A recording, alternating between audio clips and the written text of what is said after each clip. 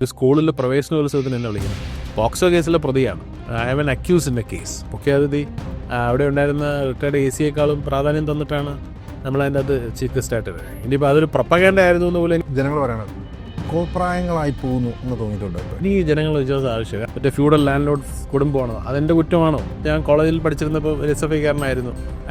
മന്ത്രിയുടെ പ്രതികരണം, സ്കൂളിലെ പ്രിൻസിപ്പലിന് സസ്പെൻഷൻ. നാളെ മന്ത്രിക്കെതിരെ ആരെങ്കിലും ഒരു പരാതി ഉണ്ടോ? പുള്ളിക്കെതിരെ ഒരുപാട് കേസുകൾ കാര്യങ്ങളൊക്കെ. മുഖ്യമന്ത്രിക്കെതിരെ SNC ലെവലിൽ എത്ര വർഷം വേട്ടടി അദ്ദേഹം. കോൺഗ്രസിൻ്റെ മുഖ്യമന്ത്രി ഉമ്മൻചാണ്ടി അദ്ദേഹത്തിനെതിരെ ലൈംഗിക ആരോപണമായിട്ട് സരിത വന്നിരുന്നു. അതിനകത്തൊരു ഒരു സാമൂഹിക വിരുദ്ധത പോലെ സാധനം. ഒരു 5 പൈസ തരില്ല. സ്ത്രീകളെക്കാൾ ഏറ്റവും കൂടുതൽ വേട്ടയാടപ്പെടുന്നത് പുരുഷന്മാരാണ്. ഈ പറയുന്ന ദിവസങ്ങൾ ഒഴിച്ച് ബാക്കി എല്ലാ ദിവസവും അടിക്കുന്ന ആളാണ്. എല്ലാ ദിവസവും അടിക്കും. വേറെ ഒരു മാറ്റമില്ല അതിൻ്റെ അകത്ത്.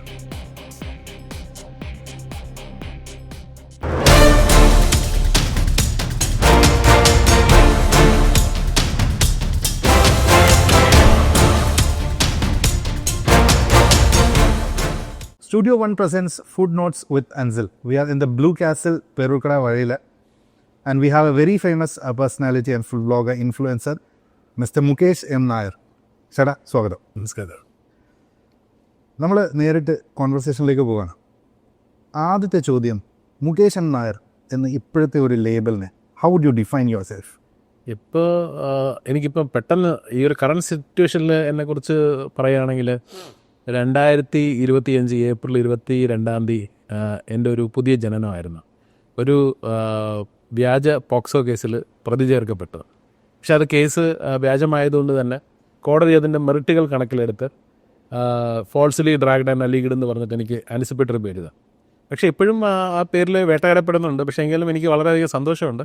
കാരണം എനിക്കെതിരെ ഇതുവരെ ഒരു തെളിവുകളൊന്നും ഇല്ല. കാരണം അങ്ങനെ ഒരു കൃത്യം നടന്നിട്ടില്ല. അപ്പം ലേബൽ എന്ന് പറഞ്ഞതുകൊണ്ടാണ്. എവിടെ നിന്നാണ് ചേട്ടൻ്റെ ജനനം, വരവ് എവിടെ നിന്നാണ്? എൻ്റെ വരവ് തിരുവനന്തപുരത്തു നിന്നാണ്. പപ്പനാൻ്റെ ഉണ്ണി. തിരുവനന്തപുരമാണ് നമ്മുടെ ജന്മസ്ഥലം. ട്രിവാൻഡ്രത്ത് ജനിക്കുന്നു. ഇവിടെ തന്നെ സ്കൂളിങ്.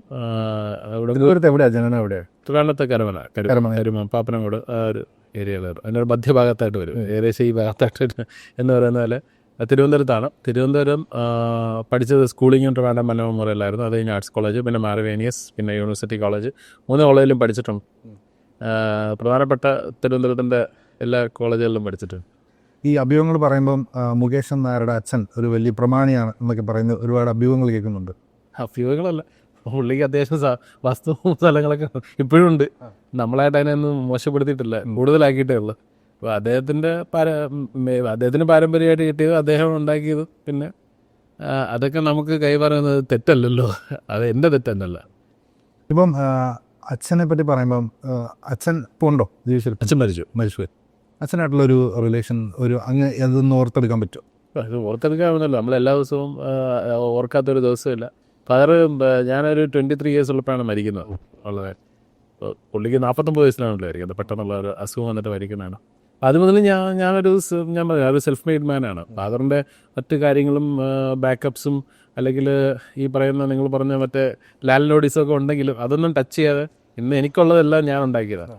ഫാദറിൻ്റെ യാതൊരു അസറ്റ്സും ഇന്നേ വരെ ഞാൻ ടച്ച് ചെയ്തിട്ടുമില്ല. അതൊന്നും ആ ഒരു പേഴ്സൺ അച്ഛനോടുള്ള ഒരു അഫെക്ഷൻ അതെങ്ങനെ ഓർത്തെടുക്കാൻ പറ്റും?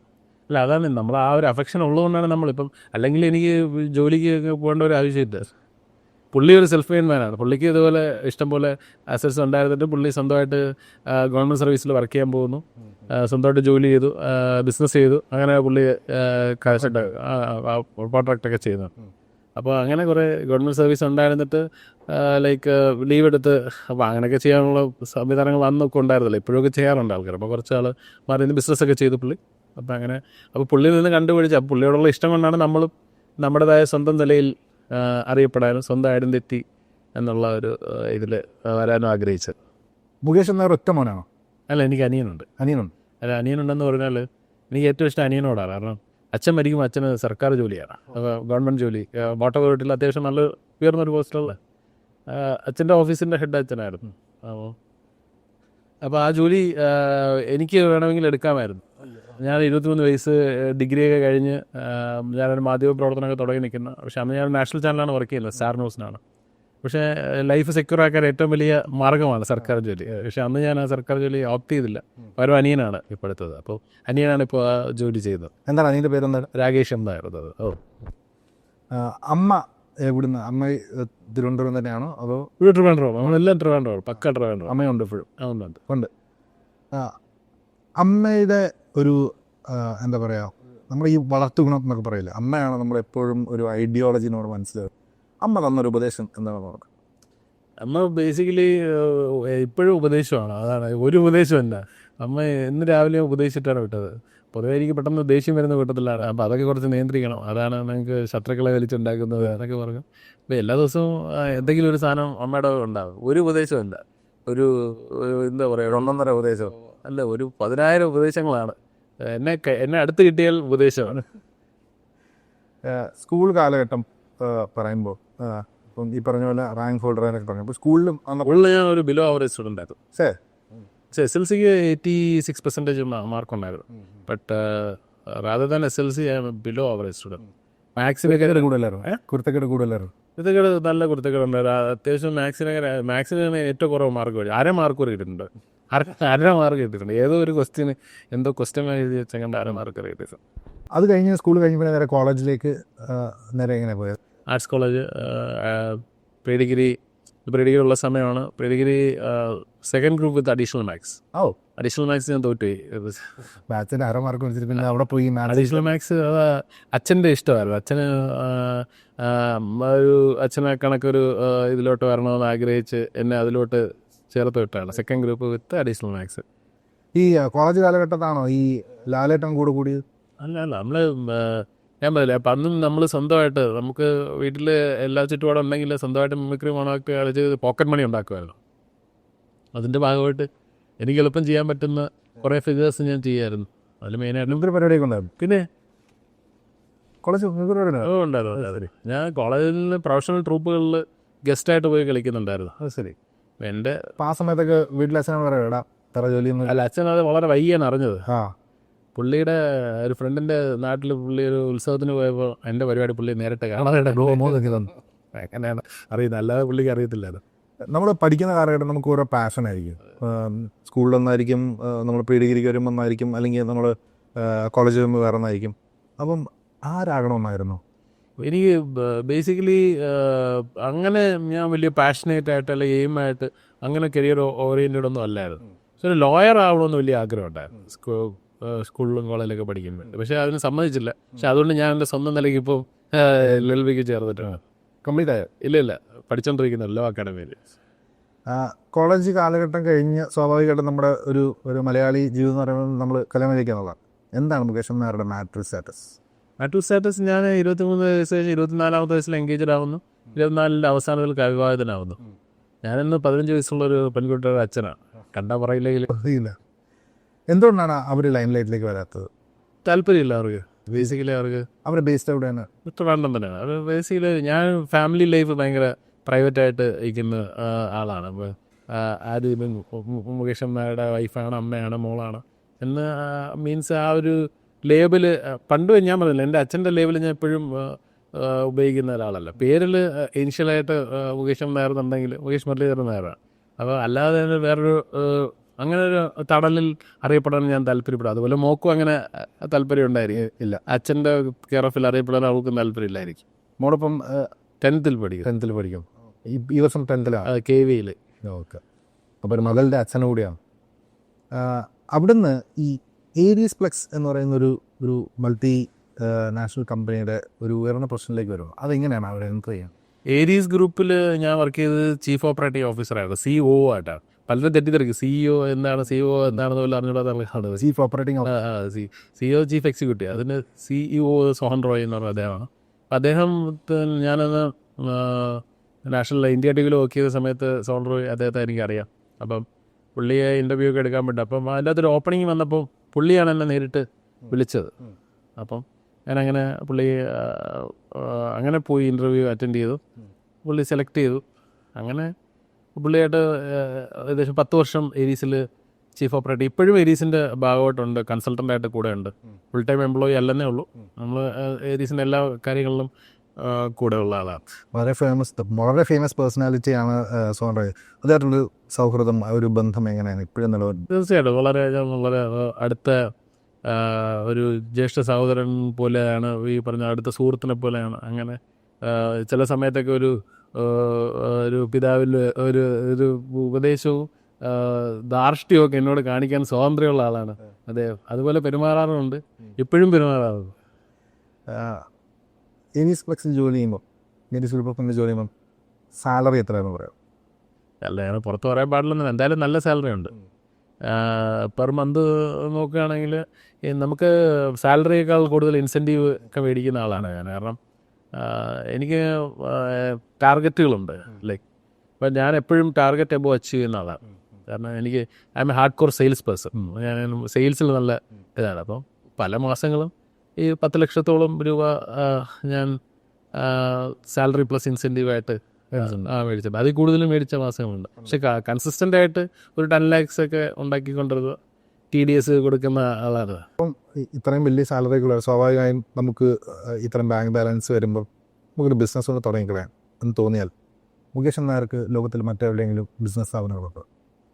എനിക്ക് സ്വന്തമായിട്ടില്ല. ചില സുഹൃത്തുക്കളായി ചേർന്ന് ദുബായിൽ ബാർ നടത്തുന്നുണ്ട്. ബാറുകൾ നടത്തുന്നുണ്ട്. പിന്നെ സ്വന്തമായിട്ടൊരു ലിക്വർ ബ്രാൻഡ്, അതിൻ്റെ കുറച്ച് പണിപ്പുരയിലാണ്. അങ്ങനെ കുറേ കാര്യങ്ങളൊക്കെ നടക്കും. അത് കേരളത്തിലാണോ? കേരളത്തിലല്ല, പുറത്ത്. കേരളത്തിൽ ചെയ്യാൻ എനിക്ക് പേടിയാണ്. കേരളത്തിലെ ഗവൺമെൻറ്റിനെക്കാളും കേരളത്തിലെ ജനങ്ങളെ ഉദ്യോഗസ്ഥന്മാരെയാണ് പേടി. മുകേഷൻ നായർ ലൈഫിൽ ഏറ്റവും കൂടുതൽ സന്തോഷിപ്പിക്കുന്ന ഒരു കാര്യം അതെന്തായിരുന്നു? എൻ്റെ ലൈഫിൽ എനിക്ക് ഏറ്റവും കൂടുതൽ സന്തോഷിപ്പിക്കുന്നത് നമ്മുടെ ഫ്രണ്ട്സാണ്. ഫ്രണ്ട്സുമായിട്ട് നടന്നടിക്കുക, കറങ്ങുക, അവരോട് ടൈം സ്പെൻഡ് ചെയ്യുക. അതാണ് എൻ്റെ ഏറ്റവും വലിയ സന്തോഷം. ഫ്രണ്ട്സ് എന്ന് പറഞ്ഞാൽ എനിക്ക് ഒരുപാട് ഫ്രണ്ട്സ് ഉണ്ട്. പക്ഷേ ഈ പറയുന്ന നമ്മുടെ ടൈം സ്പെൻഡ് ചെയ്യുന്ന, ഷെയർ ചെയ്യുന്ന, അല്ലെങ്കിൽ ആ പ്രൈവറ്റ് സ്പേസ് ഉള്ള കുറച്ച് ഫ്രണ്ട്സാണ്, വളരെ കുറച്ച് ഫ്രണ്ട്സാണ്. അവരുമായിട്ടുള്ളൊരു കംഫർട്ട് സോണിലാണ് എൻ്റെ ഹാപ്പിനെസ്. അപ്പോൾ ഭയങ്കര രസമുള്ള ആളാണ് ഞാൻ ശബരിമലയിൽ വ്രതം എടുത്ത മാല ഇടുന്ന സമയവും പിന്നെ റംസാൻ നോമ്പ് സമയവും അത് വെച്ച് ബാക്കി എല്ലാ ദിവസവും അടിക്കുന്ന ആളാണ്. 41 ദിവസം ശബരിമല, പിന്നെ നമ്മൾ നോമ്പ് റംസാനെ. അപ്പോൾ അതുപോലുള്ള സമയം, ഈ 2 സമയം ഒഴിച്ച്, പിന്നെ ഈ അച്ഛന് ബലിയിടുന്നതിൻ്റെ തലേദിവസം ഒരിക്കൽ, ഈ പറയുന്ന ദിവസങ്ങൾ ഒഴിച്ച് ബാക്കി എല്ലാ ദിവസവും അടിക്കുന്ന ആളാണ്.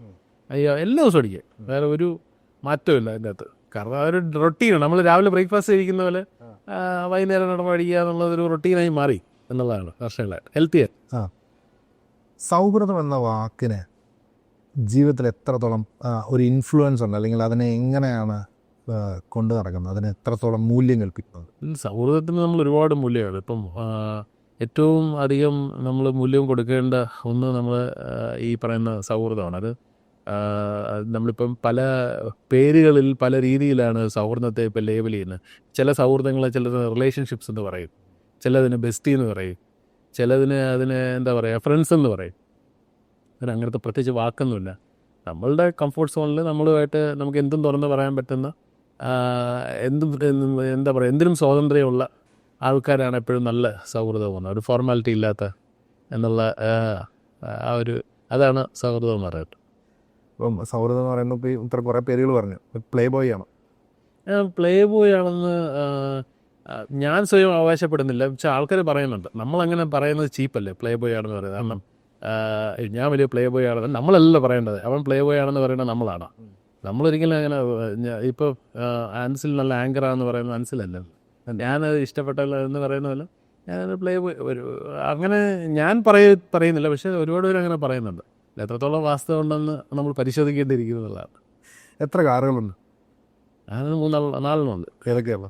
ഞാൻ എപ്പോഴും യൂസ് ചെയ്യുന്നത് ഫോർച്യൂണറാണ്. പിന്നെ അംബാസഡർ ഉണ്ട്, പഴയ വണ്ടിയുണ്ട്. പിന്നെ ഉള്ള ചെറിയ 2 വണ്ടികൾ. അത് എൻ്റെ വണ്ടിയായിട്ട് എനിക്ക് പറയാം. വീട്ടിലെ വണ്ടിയൊന്നും എൻ്റെ വണ്ടിയല്ല. വീട്ടിൽ ഒരു BM ഉണ്ട്. പിന്നെ അല്ല, അത് ദുബായിലാണ്. അപ്പം അല്ല, അത് കമ്പനി സിഇഒയുടെ വണ്ടിയാണ്. പക്ഷേ നമുക്ക് അത്രയും സ്വാതന്ത്ര്യമുള്ളതാണ്. അപ്പം അത്രയും ഞാൻ പറയില്ല. അങ്ങനെ ഞാൻ എപ്പോഴും എനിക്ക് ഫോർച്യൂണറിൽ നടക്കാനാണ് ഇഷ്ടം. എൻ്റെ ഏറ്റവും ഇഷ്ടമുള്ള വണ്ടി ഫോർച്യൂണറാണ്. ഇപ്പോൾ ഞാൻ വേറെ ഒരുപാട് പ്രീമിയം വണ്ടികൾ അതിലോട്ട് താല്പര്യമുണ്ടെങ്കിലും ഫോർച്യൂണറോട് എനിക്ക് പ്രത്യേക ഇഷ്ടമാണ്. ഒരു എന്താ പറയുക, നമ്മളെ ഈ അത്ര കെയർ ചെയ്ത് കൊണ്ടുപോകുന്ന എന്നോടൊരു ഭയങ്കര ഇമോഷണൽ ബാഗേജ് ഉള്ള സാധനമാണ് എനിക്ക് ആ വണ്ടി. എന്താണെന്ന് അറിഞ്ഞുകൂടാ, എനിക്ക് കുറേ വർഷമായിട്ട് ഉള്ള ഒരു ഇതാണ്. അതിന് മുമ്പുള്ള എല്ലാ വണ്ടികളും എനിക്ക് ഇഷ്ടമാണ്. പക്ഷേ ഈ ഫോർച്യൂണർ വേറൊരു അറ്റാച്ച്മെൻറ്റാണ്. എന്താണെന്ന് ഇരിക്കുമ്പോഴും ഇറങ്ങി വരുമ്പോഴൊക്കെ ഉള്ള ഒരു ഈ ഫോർച്യൂണർ എനിക്കൊരു ഭയങ്കര ഫോർച്യൂണാണ്.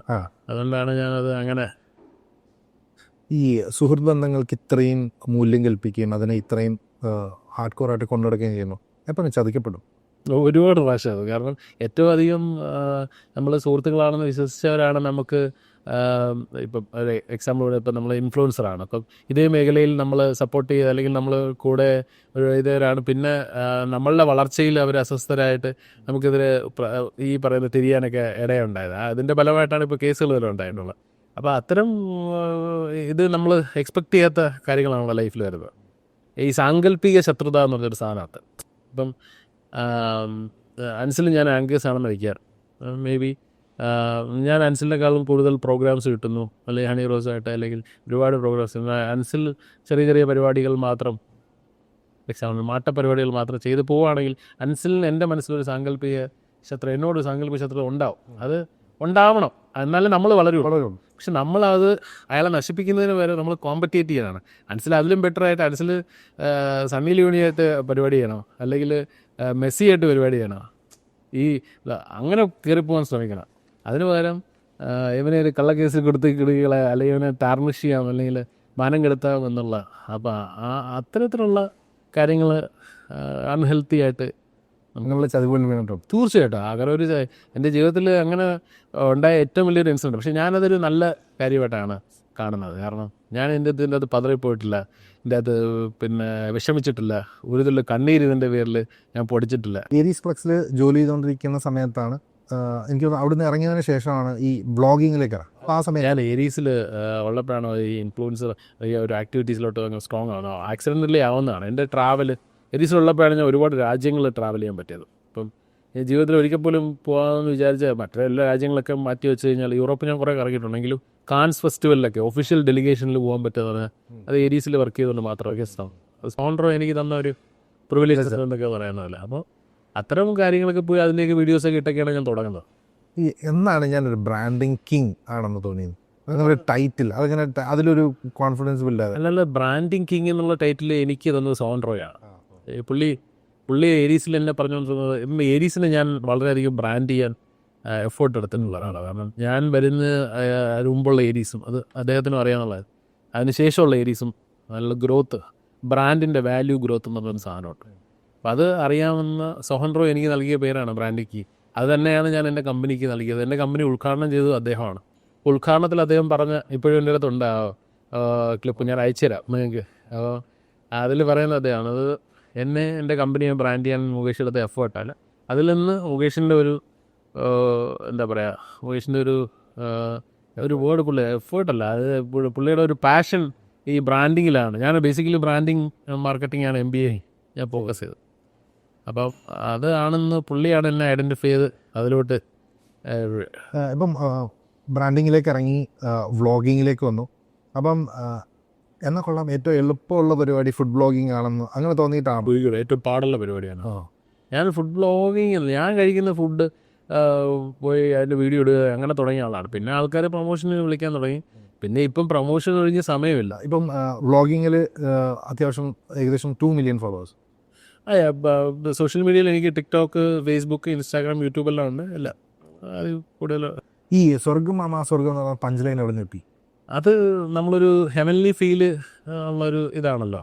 നമുക്കൊരു സാധനം കഴിയുമ്പോൾ അതൊരു ഹെവൻലി ഫീല് കിട്ടാറുണ്ടല്ലോ. അതൊരു ഓർഗാസം പോലെ ഫുഡ് ഗ്യാസം ആണല്ലോ അല്ലേ? അപ്പോൾ ആ ഒരു ഓർഗാസം, ഫുഡ് ഗ്യാസം എക്സ്പീരിയൻസ് ചെയ്യാൻ വേണ്ടിയിട്ട് അല്ലെങ്കിൽ എക്സ്പ്രസ് ചെയ്യാൻ വേണ്ടിയിട്ട് നമ്മൾ പറഞ്ഞു തുടങ്ങിയതാണ് സ്വർഗം. ഈ നമ്മൾ ഇൻസ്റ്റഗ്രാമിൻ്റെ ഇപ്പം പ്രൊഫഷണൽ ഡാഷ്ബോർഡ് എടുക്കുമ്പോൾ നമുക്ക് കാണാം നമ്മുടെ വ്യൂവേഴ്സ് ആരാണെന്നവർ. മുകേഷ് നായരുടെ വ്യൂവേഴ്സ് ആരൊക്കെയാണ്, ഏത് കാറ്റഗറിയിലുള്ള ആൾക്കാരാണ്? എനിക്ക് എല്ലാ തരത്തിലുള്ള ആൾക്കാരുണ്ട്. കൂടുതലും എനിക്ക് കമൻറ്റ് ചെയ്യും ഇതൊക്കെ ചെയ്യുന്ന സ്ത്രീകൾ ഒരുപാട് മെസ്സേജസ് അയക്കാറുണ്ട്. മീൻസ് അങ്ങനെ ഫുഡ് ലവ് ചെയ്യുന്നതും അങ്ങനെയുള്ള കുറേ ആൾക്കാർ, പിന്നെ കുറേ ഫുഡ് ഇഷ്ടപ്പെടുന്ന കുറേ ചേട്ടന്മാർ, പിന്നെ കുറച്ച് ഞാൻ ലിക്കറിൻ്റെ വീഡിയോസൊക്കെ ഇടാറുണ്ട്. കാരണം പർപ്പസ്ഫുള്ളി അത് പ്രൊമോട്ട് ചെയ്യാൻ വേണ്ടി ഇടുന്നതല്ല, ഞാൻ ഉപയോഗിക്കുന്ന കാര്യങ്ങൾ, എൻ്റെ എക്സ്പീരിയൻസൊക്കെ ഞാൻ ഷെയർ ചെയ്യാറുണ്ട്. അത് ഈ ഫുഡിൻ്റെ കൂടെ ഈ മദ്യം കടന്നു വന്നപ്പോൾ നമ്മളൊരു മലയാളി ബോധം അല്ലെങ്കിൽ ഒരു കോമൺ മാൻസ് ആംഗിളിൽ നോക്കുമ്പം അതിനകത്തൊരു ഒരു സാമൂഹിക വിരുദ്ധത പോലെ സാധനം ഒരിക്കലും ഇല്ല. സർക്കാരിന് ഈ സാധനം വിൽക്കാമെങ്കിൽ എനിക്ക് വീഡിയോ ഇടാം. സർക്കാർ ഇത് വിൽപ്പന നടത്തുന്ന സാധനം അല്ലെങ്കിൽ രഹസ്യമായിട്ട് ഞാനിത് മറ്റേ ഉൽപ്പാദിപ്പിച്ച് കൊണ്ടുവന്ന് വീഡിയോ ഇടുന്നതല്ലല്ലോ, അല്ലെങ്കിൽ കടത്തിക്കൊണ്ട് വരുന്ന സാധനം അല്ലല്ലോ. ഇത് ലൈക്ക് എല്ലാ ബുക്കിനും മൂലയിലും ബിവറേജസ് ഉണ്ട്, ബാറുകളുണ്ട്, അവിടെ വിൽക്കുന്ന സാധനം. നമ്മൾ ഈ സംസാരിക്കുന്ന ഹോട്ടലിൽ പോലും ബാർ ഹോട്ടലാണ്.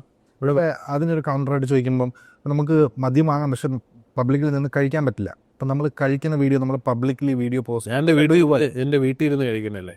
പക്ഷെ നമ്മൾ പബ്ലിക്കലി അതിനെ പോസ്റ്റ് ചെയ്യുമല്ലോ. അപ്പം മദ്യം വിൽക്കുന്ന കുപ്പിയിൽ എഴുതി വയ്ക്കണം, അത് വീഡിയോ എടുക്കാൻ പാടില്ല, പബ്ലിക്കലി ഫോട്ടോ എടുക്കാൻ പാടില്ല, അങ്ങനെ ഒരു നിയമം കൊണ്ടുവരണം. എത്ര ഭംഗി കഴിക്കും പറ്റില്ല? അങ്ങനെയൊന്നുമില്ല. എൻ്റെ ഒരു സാഹചര്യം അനുസരിച്ചായിരിക്കും. ഇപ്പോൾ ഓരോ സാഹചര്യം അനുസരിച്ചിട്ട് ഒക്കെ നമ്മൾ കഴിക്കാറുണ്ട്. നേരത്തെ ബ്രേക്ക്ഫാസ്റ്റ് പോലെ കഴിക്കുന്ന പറയുമ്പോൾ രാവിലെ അങ്ങനെയൊന്നും കഴിക്കില്ല. ചില ബ്രേക്ക്ഫാസ്റ്റിന് മുമ്പൊക്കെ കഴിച്ച ദിവസങ്ങളുണ്ട്, രാവിലെ എണീറ്റ് എംപ്റ്റി സ്റ്റൊമക്ക് കഴിച്ച ദിവസങ്ങളുണ്ട്. അങ്ങനെയൊന്നും ഇല്ലാന്നൊന്നുമില്ല, അതൊക്കെ ചെയ്തിട്ടുണ്ട്. ബട്ട് എല്ലാത്തിനും ഒരു നിയന്ത്രണം വയ്ക്കുന്ന പതിവുണ്ട്. ഇപ്പം വലിയ വലിയ മദ്യ കമ്പനികൾ പോലും അവർ ഡയറക്റ്റായിട്ടുള്ള ബ്രാൻഡിങ് ചെയ്യാറില്ല. ഇപ്പം മ്യൂസിക് ആൽബം അങ്ങനെയൊക്കെയാണ് അവർ ബ്രാൻഡ് ചെയ്തത്. പക്ഷേ മുകേഷ് നായർ ഒരു പർട്ടിക്കുലർ ബ്രാൻഡ്, നമ്മളെ പേര് ഇവിടെ ഉപയോഗിക്കുന്നില്ല, ആ പർട്ടിക്കുലർ ബ്രാൻഡിനെ വല്ലാതെ പ്രൊജക്റ്റ് ചെയ്യും, അതിനോടുള്ള ഒരു ഇഷ്ടവും അങ്ങനെ പേരിൻ്റെ കൂടെ തന്നെ ഉണ്ട്. അതെന്തുകൊണ്ടാണ് അതിനോടുള്ളൊരു ഇഷ്ടം എങ്ങനെ വന്നത്? എന്താണ് അതിൻ്റെ ഒരു ഞാൻ അവരെ ഇവിടെയൊക്കെ പോയിട്ടുണ്ട്, ടെന്നസിയിലൊക്കെ പോയി അവരുടെ മേക്കിംഗ് ഒക്കെ കണ്ട് അങ്ങനെ ഇഷ്ടം കൂടിയതാണ്. അങ്ങനെയാണ് ഞാൻ ആദ്യത്തെ അതിൻ്റെ ബോട്ടിൽ മേടിക്കുന്നത് തന്നെ, മനസ്സിലായില്ല. അപ്പോൾ അതുകൊണ്ട് അതിനോട് ഇഷ്ടം, അതിൻ്റെ മേക്കിംഗ് കണ്ടപ്പോൾ, അതിൻ്റെ കഥ അറിഞ്ഞപ്പോൾ അതിനോടൊരു ഇഷ്ടം, പിന്നെ അതിൻ്റെ ടേസ്റ്റിനോട് ഇഷ്ടം, പിന്നെ അത് അങ്ങനെ ഒരു വല്ലാത്ത ഇഷ്ടമായി മാറി. മുകേഷ് നായർ എന്ന ബ്രാൻഡിങ് കിങ് എന്നൊരു കമ്പനി സ്ഥാപിച്ച് അതിൽ ജനങ്ങൾക്ക് വേണ്ടി ഭക്ഷണം പരിചയപ്പെടുത്തുന്നു. അതിനോടൊപ്പം തന്നെ ഒരു ലൈഫ് സ്റ്റൈലിനകത്ത് പറയുമ്പോൾ നമുക്ക് ഈ പറഞ്ഞ പോലെ ഇതും എന്താണ് മദ്യം കൂടി കടന്നു വന്നു. ആ ഒരു ബ്രാൻഡിൽ ഒരു ഫ്രെയിമിൽ, അതായത് മുകേഷ് നായരെ കാണാൻ ആഗ്രഹിക്കുന്നവരുടെ കൂടെ ഒരുപാട് പുതിയ പുതിയ മുഖങ്ങൾ കടന്നു വന്നു. അത് അവർക്ക് വേണ്ടി ചെയ്തു കൊടുക്കുന്ന പ്രൊമോഷനാണോ, അത് ബിസിനസ്സാണോ, അതോ ഒരു ഫ്രണ്ട്ഷിപ്പാണോ, അതോ എങ്ങനെയാണ്? ഞാൻ ബേസിക്കലി എനിക്ക് 2 വേൾഡ് റെക്കോർഡുണ്ട്. അതിലൊന്ന് 2500-ലധികം ബ്രാൻഡ് കൊളാബറേഷൻസ് ചെയ്തതാണ്. ഒരുപാട് ബ്രാൻഡേഴ്സ് ഇവിടെ ഒരു പക്ഷേ തന്നെ ഒരു ഇൻഫ്ലുവൻസേഴ്സും ചെയ്യാത്ത അത്രയും ബ്രാൻഡുകൾ ഞാൻ ചെയ്തിട്ടുണ്ട്. ഇപ്പം അദാനി എയർപോർട്ട് എടുക്കുകയാണെങ്കിൽ അവിടെ duty free, they didn't done any collaboration with any other influencers in ഇന്ത്യയിൽ. ആദ്യത്തെ ഇൻഫ്ലുവൻസർ ഞാനാണ്. അവിടെ ഡ്യൂട്ടി ഫ്രീ പോയി ഇനോഗ്രേറ്റ് ചെയ്യുന്ന, അതിൻ്റെ പ്രൊമോഷൻ ചെയ്യുന്ന. അതുപോലെ തന്നെ വിദേശത്തുള്ള ഒരുപാട് ബ്രാൻഡുകൾ, ഓരോന്ന് വരുന്നതായിട്ട് എടുത്ത് പറയാനാണെങ്കിൽ ഒരുപാട് ബ്രാൻഡുകൾ, ഒരുപാട് ഇൻ്റർനാഷണൽ ബ്രാൻഡ്സ്. ഇപ്പം കൊളംബിയ എന്ന് പറഞ്ഞൊരു ബ്രാൻഡ് ഇന്നേ പോലെ ഒരു ഇൻഫ്ലുവൻസറെ കൊണ്ട് വേറെ വീഡിയോ വെച്ചിട്ടില്ല. നമ്മൾ ലുലുവില്ലാത്ത ഒരൊറ്റ ഷോപ്പുള്ളൂ കേരളത്തിൽ. അത്ര അങ്ങനെ കുറേ ബ്രാൻഡുകളുമായിട്ട് ഞാൻ അസോസിയേറ്റ് ഉണ്ട്. അതിൻ്റെ എക്സാമ്പിൾസ് എടുത്ത് ചില പെട്ടെന്ന് ഓർമ്മയിൽ വരുന്ന ചില ബ്രാൻഡുകൾ പറഞ്ഞു തന്നുള്ളൂ. അതുപോലെ തന്നെ ഒരുപാട്, ഇപ്പം ലിക്കർ ബ്രാൻഡ് എടുത്തു കഴിഞ്ഞാൽ ഇതുവരെ ഒരു ഇൻഫ്ലുവൻസറും, മലയാളി ഇൻഫ്ലുവൻസറും അല്ലെങ്കിൽ ഇന്ത്യയിലൊരു ഇൻഫ്ലുവൻസർ പോലും ചെയ്യാത്ത ബ്രാൻഡുകൾ എന്നെ തേടി വന്ന് ഞാൻ ചെയ്തിട്ടുണ്ട്. അപ്പം അത്തരം ഈ ബ്രാൻഡുകൾ നമ്മളെ തേടി വരുന്നത് പോലെ ആൾക്കാരും വരും. അവർക്ക് നമ്മളുമായിട്ട് കൊളാബ് ചെയ്താൽ ഗുണമുണ്ടാവും എന്ന് പറഞ്ഞിട്ട് വരുന്നതാണ്. അപ്പോൾ നമ്മൾ അവരെ സപ്പോർട്ട് ചെയ്യുന്ന ആണ്. അങ്ങനെയാണ് അവരുടെ സുഹൃത്തുക്കളും ഒക്കെ ആയിട്ട് നമ്മൾ ചെയ്യാറുണ്ട്. എല്ലാവരും സപ്പോർട്ട് ചെയ്യാന്നുള്ളതാണ്. സപ്പോർട്ട് ചെയ്യുന്നത് ഞാൻ പറഞ്ഞില്ലേ, നമ്മൾ സപ്പോർട്ട് ചെയ്തവരാണ് കുറേ നാൾ കഴിയുമ്പോൾ നമുക്ക് പിന്നീട് നമ്മളെ പണിയാനായിട്ട് വരുന്നതെന്നുള്ളതാണ്. എല്ലാവരും അങ്ങനെയല്ല. നമ്മൾ ഈ ഒരു ബ്രാൻഡിനെ അല്ലെങ്കിൽ ഒരു ഷോപ്പിനെ അല്ലെങ്കിൽ ഒരു നെയിമിനെ നമ്മൾ പ്രൊമോട്ട് ചെയ്യുന്നു, അതിന് പല നിലകൾ കാണാം. അതായത് ചിലർ പറയും അവർ ലോ കീയിലാണ്, ലോ എനർജിയിലാണ്, അല്ലെങ്കിൽ ഒരു മോഡറേറ്റ്. പലപ്പോഴും മുകേഷ് നായരുടെ പല പ്രസൻറ്റേഷൻസും ഇപ്പം ജനങ്ങൾ പറയാണ് കോപ്രായങ്ങളായി പോകുന്നു എന്ന് തോന്നിയിട്ടുണ്ട് എപ്പോഴേക്കും?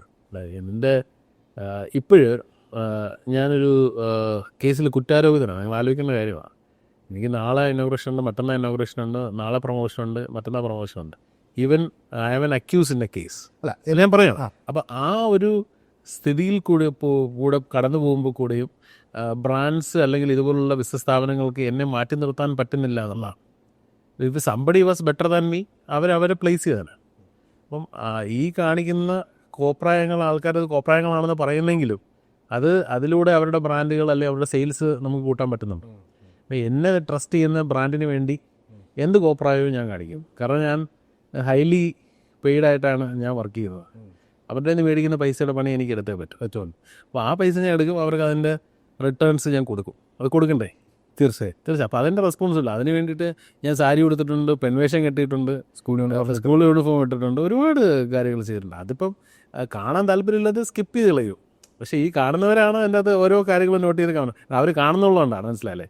അതിലൂടെ സെയിൽസ് കൺവേർഷൻസും കാര്യങ്ങളൊക്കെ വരുന്നതാണ്. പിന്നെ നമ്മൾ എത്രയൊക്കെ നല്ല ആളായിരുന്നാലും നമുക്ക് ഹേറ്റേഴ്സ് ഉണ്ടാവും. എൻ്റെ ഒരു വിശ്വാസത്തിൽ നമുക്ക് എത്രത്തോളം ഹേറ്റേഴ്സ് ഉണ്ടോ അത്രത്തോളം നമ്മൾ വളരുന്നു എന്നുള്ളതാണ്. അല്ലാതെ നമ്മൾ ഹേറ്റേഴ്സിനെ പേടിച്ച് നമുക്ക് പുറത്തിറങ്ങാതിരിക്കാൻ പറ്റും, അല്ലെങ്കിൽ കണ്ടൻറ്റുകൾ ഇടാതിരിക്കാൻ പറ്റും.